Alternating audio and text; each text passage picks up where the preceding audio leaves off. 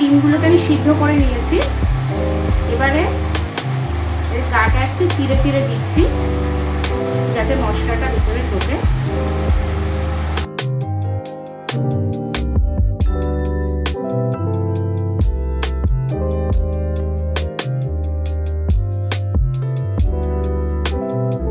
আমি এখানে কিছুটা পেঁয়াজ বেরেস্তা বানিয়ে নিয়েছি, আর এখানে আছে কাজু, সাদা তিল, সর্ষে আর পোস্ত, কাঁচা লঙ্কা, নুন আর একটু চিনি দিয়ে বাটা।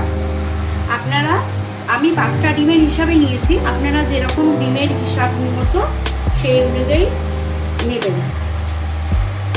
এবারে আমি রান্নাটা স্টার্ট করছি।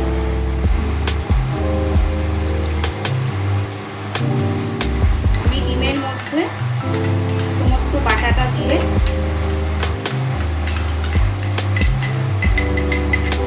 মাখিয়ে নেব। আমার একটু জল জল হয়ে গেছে, খেয়াল করবেন বেশি যেন জল না হয়, কারণ ভাপেতে একটু বেশি জল হয়ে গেলে অসুবিধা হয়ে যায়।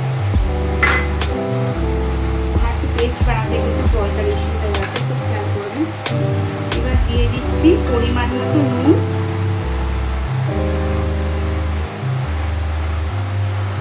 হলদি আর সর্ষের তেল।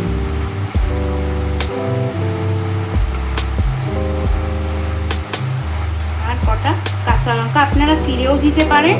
আমাদের বাড়িতে বেশি কেউ ঝাল খায় না, তো সেই জন্য আমি চিড়ে দিলাম না, যেহেতু ওখানে একটু কাঁচা লঙ্কা বাটা আছে বাটার মধ্যে।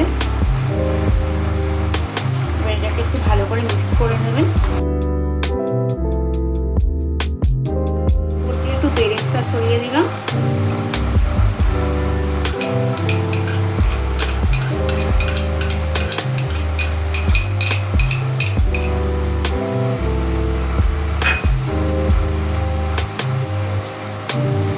এবার এটাকে আমি স্টিমে বসাবো। এবার আমি এটা বসিয়ে দিলাম ভাতের জন্য।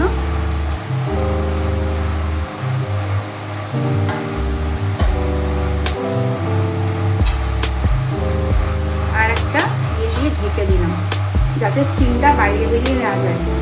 আপনারা এই জন্য বললাম, আপনারা টিফিন বক্সে করলে সবচেয়ে সুবিধা হবে। এটাকে মিডিয়াম আছে মোটামুটি 25 থেকে 30 মিনিট মতো রাখবেন।